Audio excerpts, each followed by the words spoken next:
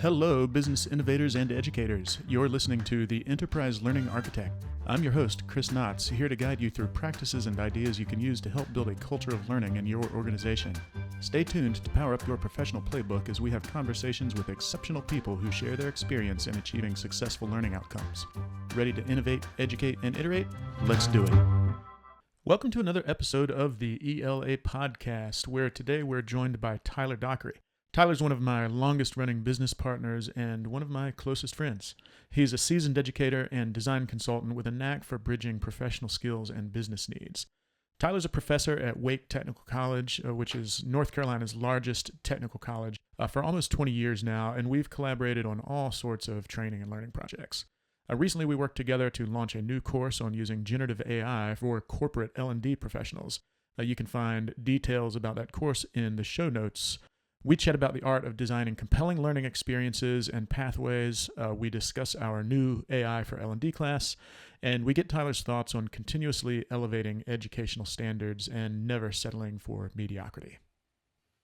Lord, if you listening, help! I don't even know anybody named Old James. Gone. All right. Well, welcome, Tyler, to the conversation. Glad to have you. Thanks for giving us a little time here on a very hot Friday afternoon. Thanks, Chris. It's nice to be here. I really appreciate this opportunity. Oh, always a good conversation. So you and I have known each other almost 30 years. Oh, gosh. Yes, that's correct. So we've done a lot of different projects together over the years, but we're here to discuss enterprise learning and learning needs and all things learning. So as people will hear in the intro, we come at this from slightly different zones. My career has been primarily in commercial training markets, running training businesses, helping corporate L&D teams with learning solutions and things like that. Whereas you are coming at this from maybe a bit more of an academic zone. But the thing I'd like to talk about first is the fact that it strikes me that, really, if you look at what you do, there's more in common there, maybe with kind of our different zones than you might think. And the reason for that is you're not at a liberal arts university. You're at Wake, and Wake is a technical school, right? So this is a school that's focused on really equipping people with job skills.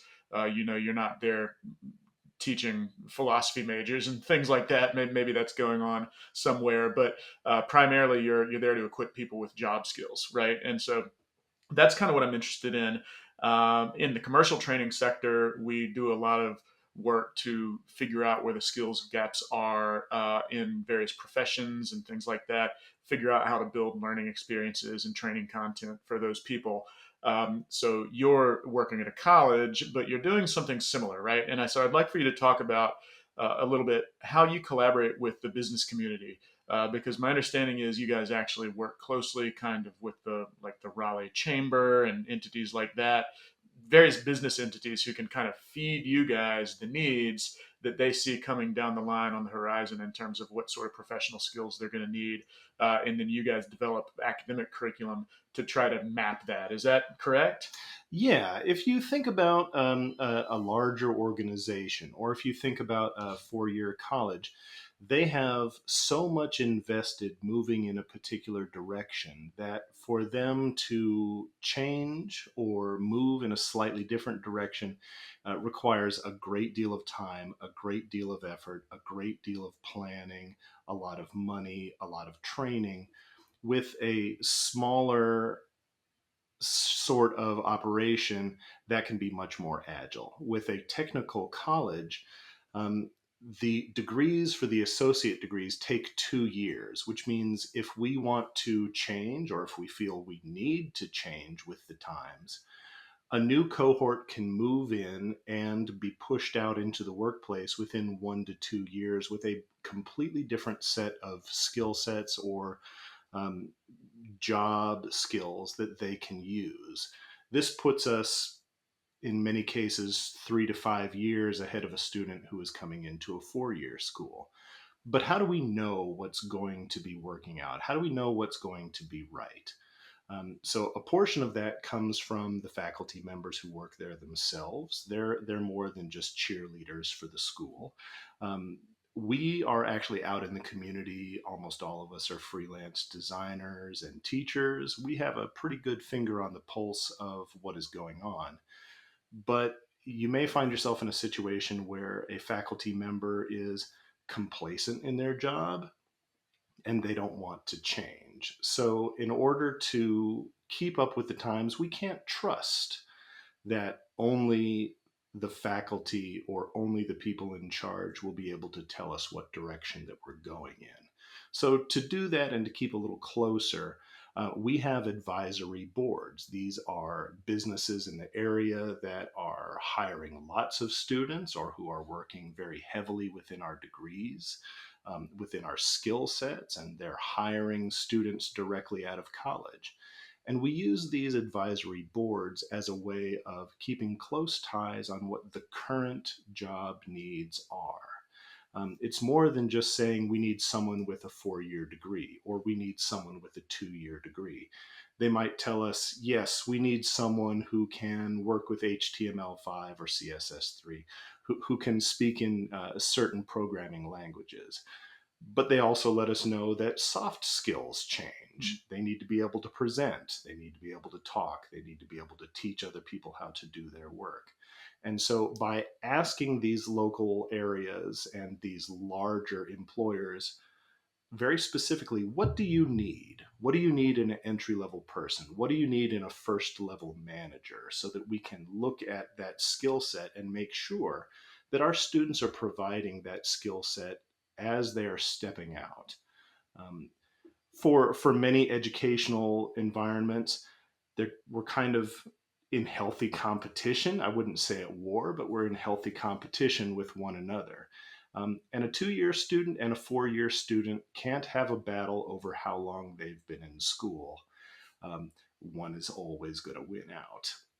So, what we can hope is that a student coming out of any degree program is going to have a good, strong skill set of knowledge and learning. They're going to be able to understand what to do and be able to work and adapt within those fields. So, to just kind of sum up here, it is more than just having an idea to start. Keeping close tabs on the pulse of what the job markets are like is vitally important to any kind of an education system, whether it's working in a corporate environment, in a enterprise organization, whether it's working within academics or even just a small business. Yeah, exactly. Right on. So that's kind of the mindset that I wanted to highlight here, because what we realize is whether you're coming from sort of a tech focused academic environment like you are, or sort of a short form commercial training sector like I am, or even a 4 year university or whatever, you're there to sort of serve as a broker, and you're there to essentially be the source of supply and demand dynamics around skills gaps versus expertise. Now we have a sort of a trope in the commercial training world that when it's hard to find a subject matter expert for the content that you're trying to develop, that's how you know that you're in the right spot. Would you agree from your perspective? Yeah, that a similar note, and what I thought you were going to hit on is if we don't have one and we can't find one, then we're going to have to build one. Mm. We're going to have to make one. And you can imagine how difficult that would be. So if you're finding yourself in a training situation where you need a subject matter that has these skills, you need someone in your office who can teach others how to do that work. If there's somebody who needs to take the lead on that process, if there's no one you can go to, how are you going to find that?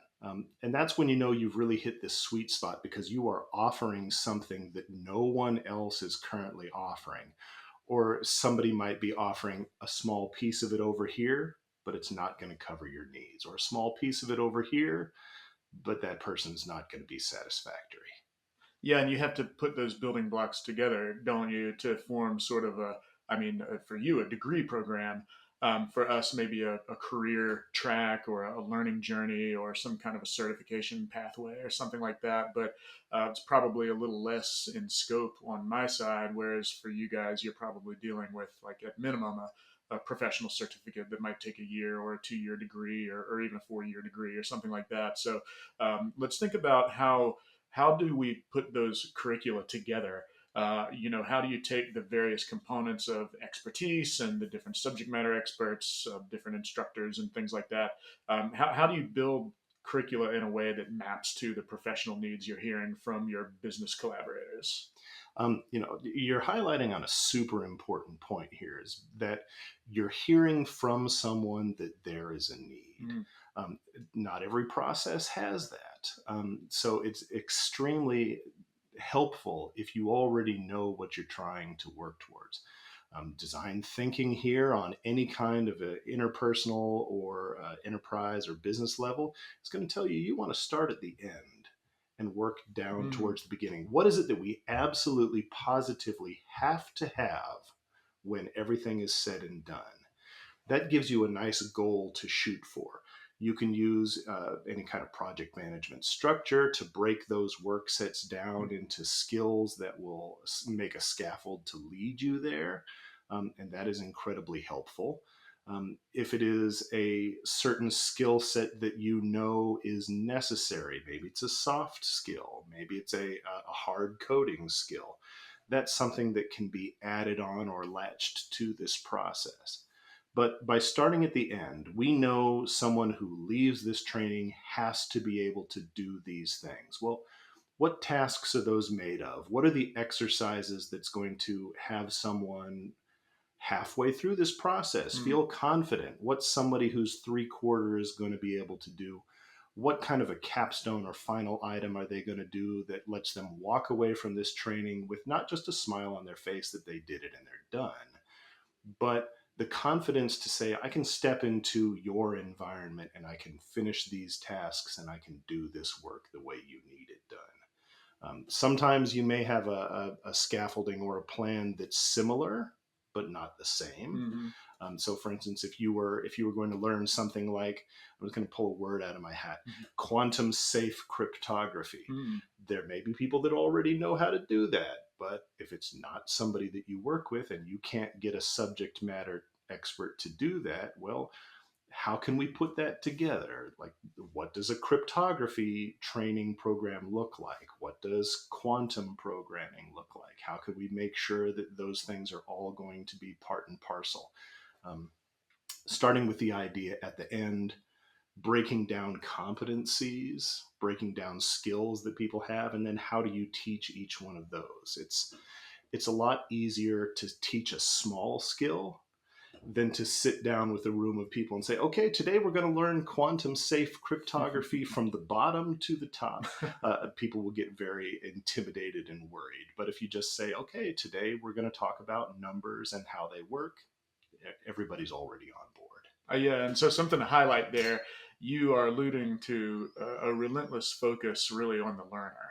And not just the learner as the persona of a learner, but the learner as a persona of somebody who needs something so that they can do a job, change careers, grow their current career path, or whatever. So, um, going back to the design thinking idea, start from the back or start from the end, sort of reverse engineer what the solution is going to look like.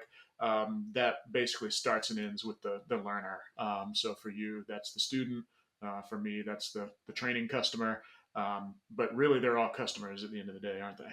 Yeah, someone who decides or is voluntold they're going to take that training needs to feel at the end of the day that they've come away with value. And value means different things to different people. It might be that I now have the ability to get a job. I now have the ability to do a skill. I now have the ability to explain to someone else this is the kind of person we need in that job. So there's some kind of a value that is formed at the end, Mm-hmm. and the confidence of that is incredibly important. When it comes to thinking about them like a customer, if they start out thinking that they can't do it and they change their mind, I think that's going to be a win like any Mm-hmm. customer service. If you start with someone who finds the content to be unvaluable or devalued in their Hmm. mind, and then they don't buy into the process, they don't try, they don't care. That lack of engagement Mm. in the process, you're never going to turn that person into someone who is satisfied with the result. Yeah, great point. So let's just dig in on that idea of engagement for a moment, because in the both in the training world and really any world where you're leveraging pedagogy or instructional design, or you're there to help people learn. Um, that's a little bit of a different dimension than just the content or just the learning objectives or just the skills, the subject matter that you're there to deliver. There's a bit of a human factor there, isn't there? Like people certainly who work in corporate L&D environments, they think about learner engagement all the time. They measure engagement. They have all different ways of trying to get reporting and collect data and run analyses on how engaged learners are. We're thinking all the time about that engagement. And in general, the higher the level of engagement, the more successful we deem our program to be. But in thinking about this, engagement's probably important to your academic setting as well. So, what makes for good engagement? What do you use? What are the tools? How do you work to ensure high levels of engagement?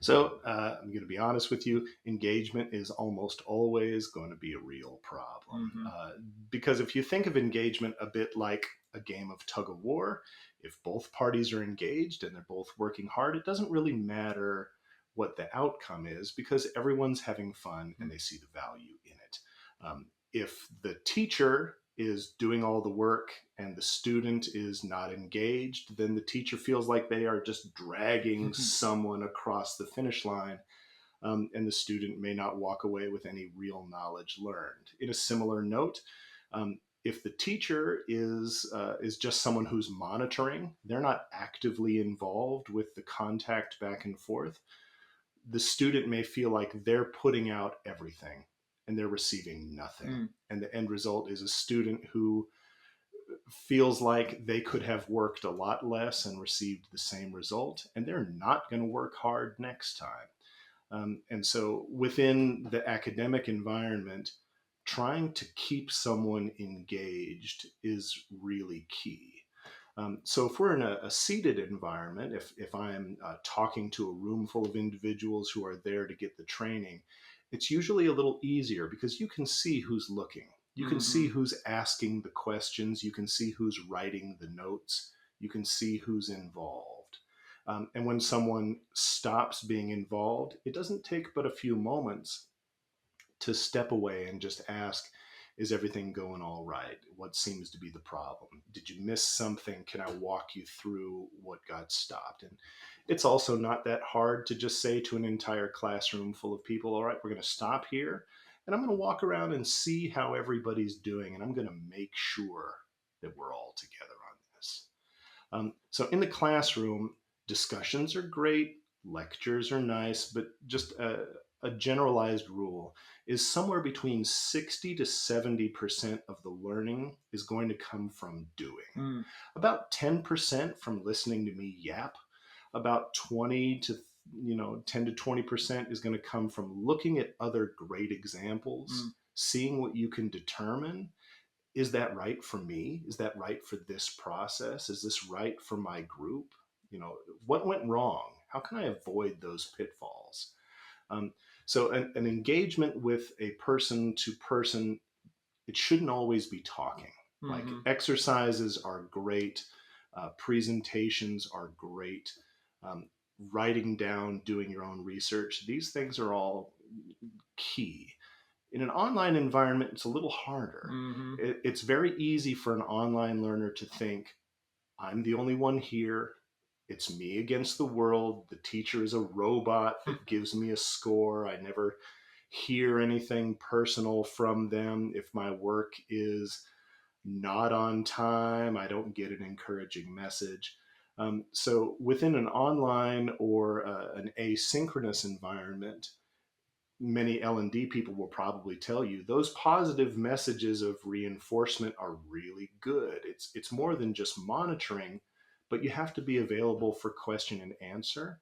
And a good way to keep that engagement flowing is to encourage other students to answer the questions that have been asked.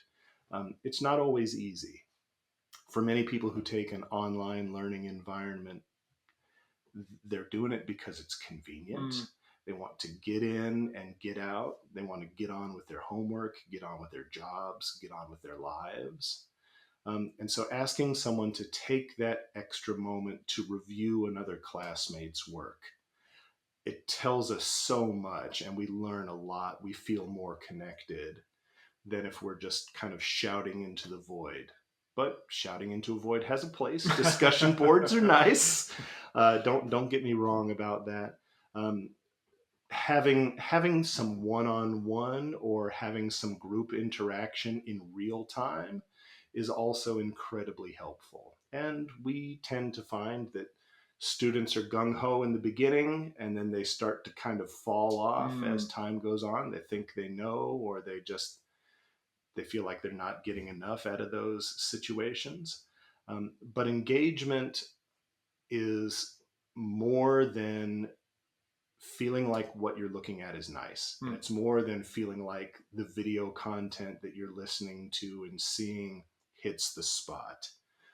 Any kind of engagement where a human connection can be made is always going to make someone feel a little bit better.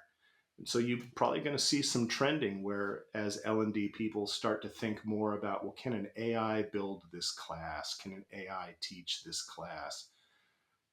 The real question that they're not asking is, how is an AI going to make a student feel valued? How are they going to add that human connection? Now, uh, I don't think a lot of educators right now are worried about that. Mm. Um, Not yet. but maybe they should be. Yeah, I agree. And so I want to talk about the AI thing for a moment here. But I just want to make one more point on this engagement topic. So I'm working on a project right now and had an opportunity recently to talk to a premier training partner. This is very high tech space, very specialized space, a particular domain vertical. And so they use a lot of interesting modalities, simulators, mock ups of engineering environments, and things like that. There's a lot of hands on. But I was talking to one of the lead trainers who does this work, and he was saying that one of the most important drivers of how he designs his content and approaches his instruction is that he's seeing younger and younger cohorts, right? So as people age out of the professional workforce and you see kind of a trending towards younger cohorts as new folks are coming into these sectors, it's a different type of learner than he saw 20 years ago. And I don't know if you found this, but probably safe to say attention spans are a little bit different. What people want out of a learning experience is a little different. But he was saying that he always starts at the very beginning of a classroom day in thinking about how can he drive that engagement. And he shared a few things that I thought were really cool. He said people get engaged when they're challenged. They get engaged when they're given more digestible pieces of content. So it's not a one-sided lecture thing, but there's a quick one-two punch there of some things that are important from the trainer. But it's the intention is not just to transfer knowledge. The intention is to get them thinking. And to get them, above all, to feel a sense of curiosity. And he was saying that's really the measure for engagement for him. Are they going to be thinking about this on their own outside of the class? That's what he's going for. And so that strikes me as maybe a difficult target to hit, but I thought it was a great criteria. He's dealing with younger learners. They want to learn faster. They want more digestible pieces of content. And he said those types of learners, they need to be challenged. They need to be questioned. It's about getting them into the mindset of asking questions on their own, creating a situation where they want to go and research or learn outside. And he was saying that's what he goes for. And he kind of starts by asking them questions about broad fundamentals. Why does this matter? Let's think about the particular physics of this particular situation before we even relate the underlying physics to the actual professional application that he's dealing with. But just kind of thinking about those baseline fundamentals, asking questions about it, getting them thinking about it. I thought that was a really cool perspective. And it seems like it's not the easiest thing to do. I mean, you can't just flip a switch and make somebody be curious about something. But I thought that was interesting perspective, so I thought I'd share that with you. See if you have any feedback on any of that. Sure. Well, I have a lot of feedback, but let's try to keep it short. So, item number one, cohorts are getting younger. Absolutely. Around here, a lot of students who go to high school have more time where they will take a college class while they are in school rather than taking an AP class where they could get an A but still get no college credit based on a test where they did one thing one time on one day. And if it wasn't good enough, or if the grader didn't think it was good enough, then they threw away all that time. So, as students are coming into colleges, they may have one or two or maybe more years of college classes already under their belt. Mm. So, many people entering the workplace are going to be 1 to 2 years younger than they've been in the past. Older individuals are happy in their job and they're good at what they do and they're pleased. So, you may not see as many of those in their training sessions. So, when we look at the younger students moving into that category, um, a lot of times the education component that they're looking at is going to be presented to them. And the reason that we want them to move outside of the classroom is, gosh, this is going to start off so poorly.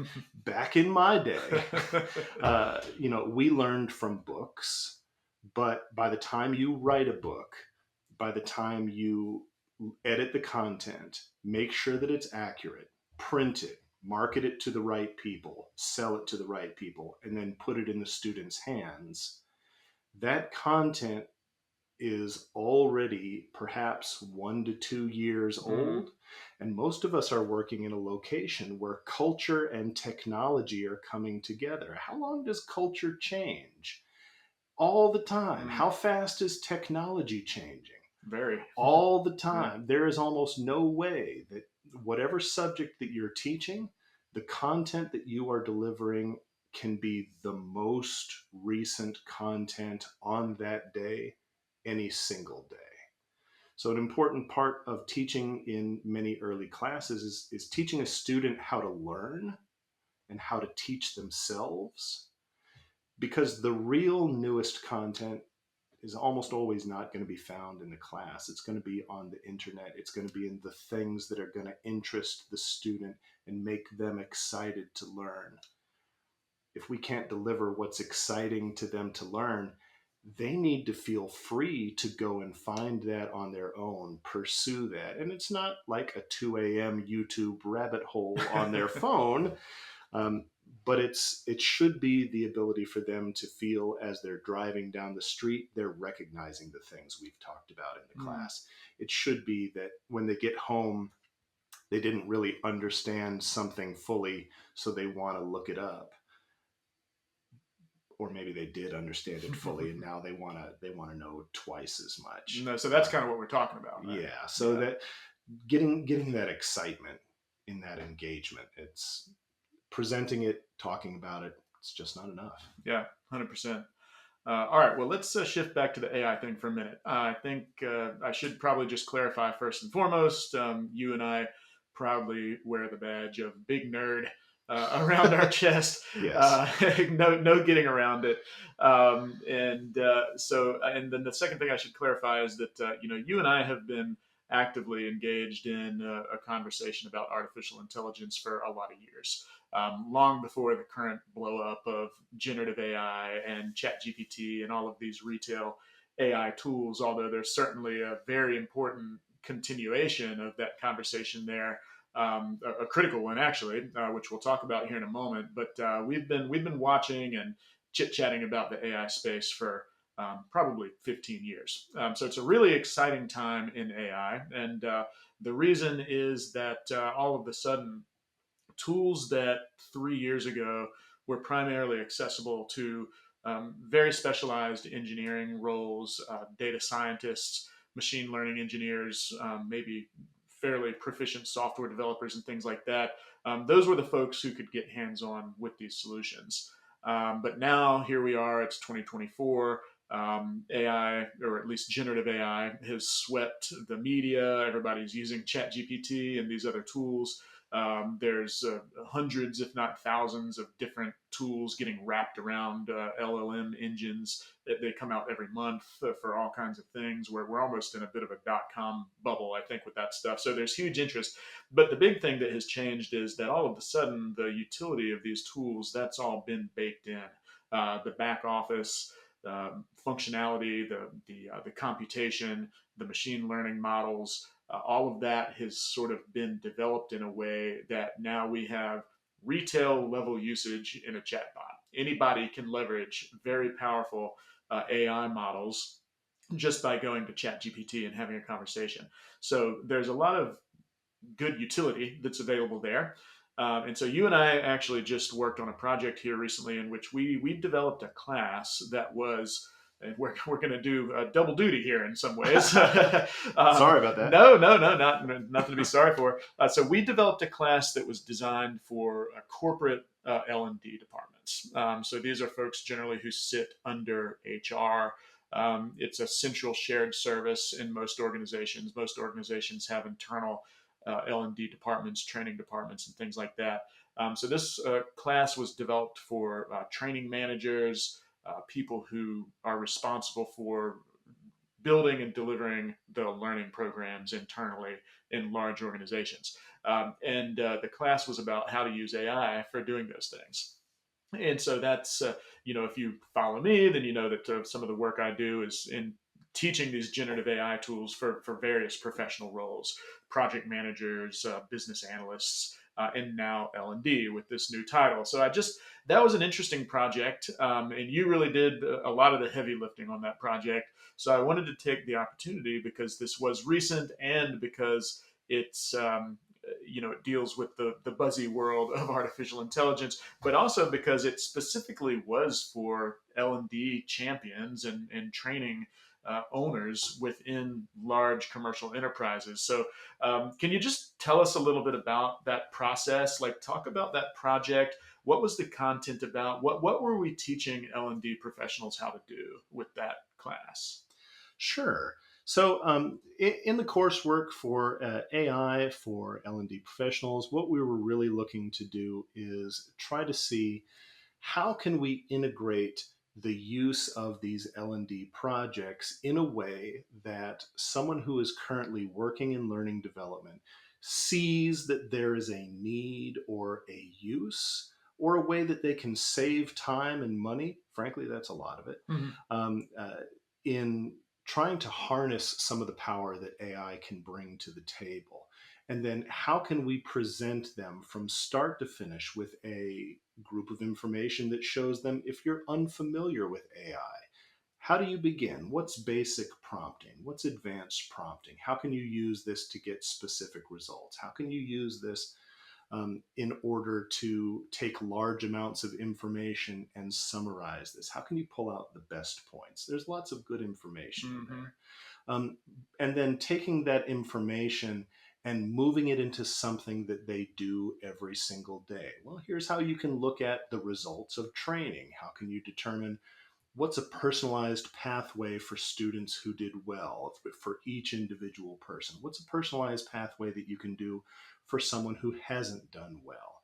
How can you use this to measure the sentiment of the qualitative data that you have received? Where's a spot where you can say, all right, people who did poorly here either didn't finish or did poorly for the entire rest of the training course that we just produced?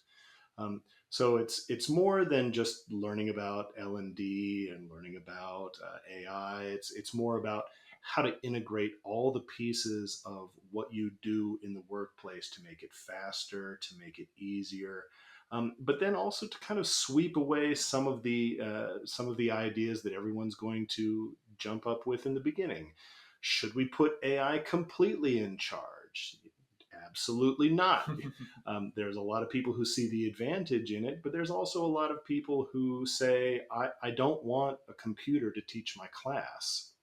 I don't mind if it helps you build it, but I want a human to run my class. I want to talk with a person. I want you to have your hands on every piece of content so that I know none of this information is fake. Um, Moving through that process so that we don't get someone who comes through who is really great at the homework, but all of their testing scores are low.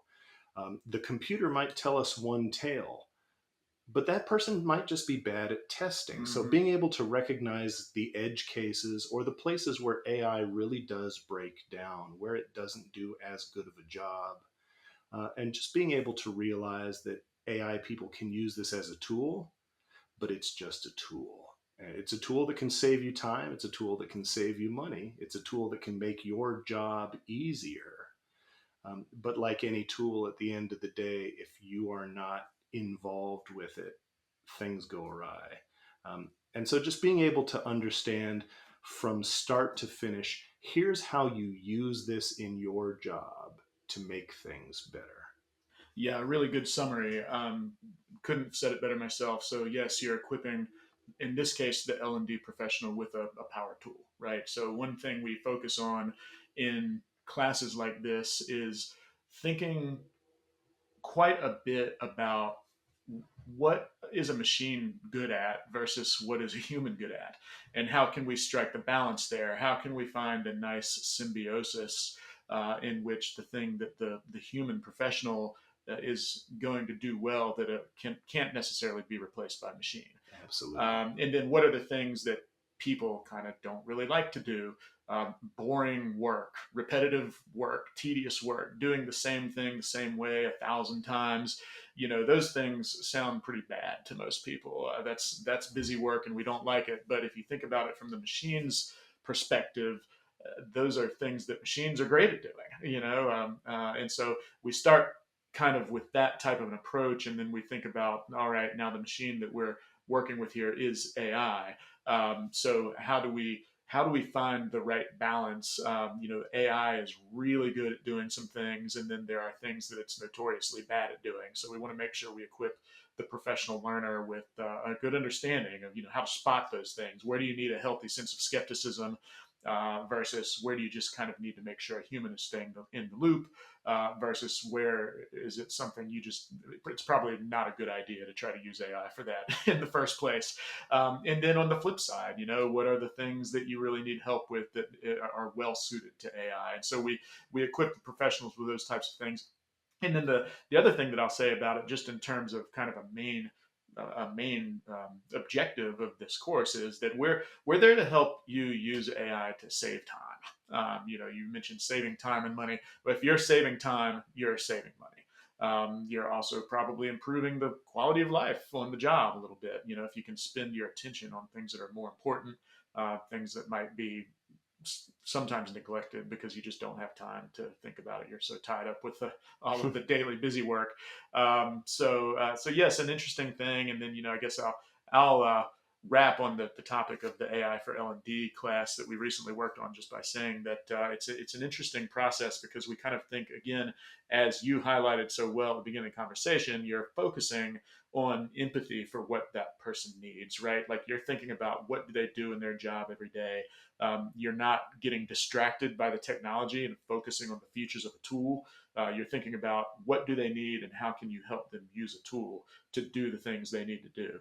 And so in this class, we developed this in a way that sort of follows the life cycle of an L&D project, right? So if you think about the things that learning and training professionals need to do for their employers, they are probably doing some research. They need to understand what the skills needs are. They also need to understand just what are the LX, or learning experience, needs of the people that they're delivering to. They've got to source the right subject matter expert. They've got to understand their cohorts. They've got to collect and analyze metrics from their LMS system, and understand kind of like that engagement we're talking about, that and a lot of other factors. They need to measure those things and then figure out how to how to tailor and adjust the learning strategy depending on how somebody's doing, or what those learning preferences are. Different people have different learning preferences. And so we kind of walk them through some of these things. And then at every step of the way, there's usually an opportunity for the AI to assist. And so we kind of try to map those use cases to the AI usage, and help them understand how can you hold this power tool in your hand, and use it for the thing that it's going to give you the most help with. Yes, and if there's anything I think that would be the most enjoyable takeaway from that, it is like we talked about. A lot of talking doesn't always mean a lot of learning, and just because you know it's the right thing to do doesn't mean that people will always do it. So the large amount of exercises and hands-on doing in the class, I think really brings it home how much you can actually do with that content. All right, that's enough about that for me. Sorry. No. I thought there is one thing I will just emphasize there, which is that um, a very large portion of that class is spent on practice. Right? We set up scenarios to illustrate how the AI can be helpful, and then we kind of drop the learners into this situation where they actually use the AI agents. And that's kind of the approach we use for all these classes. Yeah. Tyler, I've really enjoyed this conversation, man. It was a good one, and there's so many things we could talk about. There's a few things actually that I kind of had up my sleeve, but I think maybe might just be an episode all their own in the future. So, well, thanks. I appreciate it. I'd love to come back, and thank you for your time today. Oh yeah, likewise. Thank you, man. We will definitely have you back. But we'll start with that for today, and we'll let you know. I know you're traveling some next week, so safe travels, and we'll see you when you get back, and figure out what we want to talk about next. Thanks, man. Always a pleasure. All right, buddy.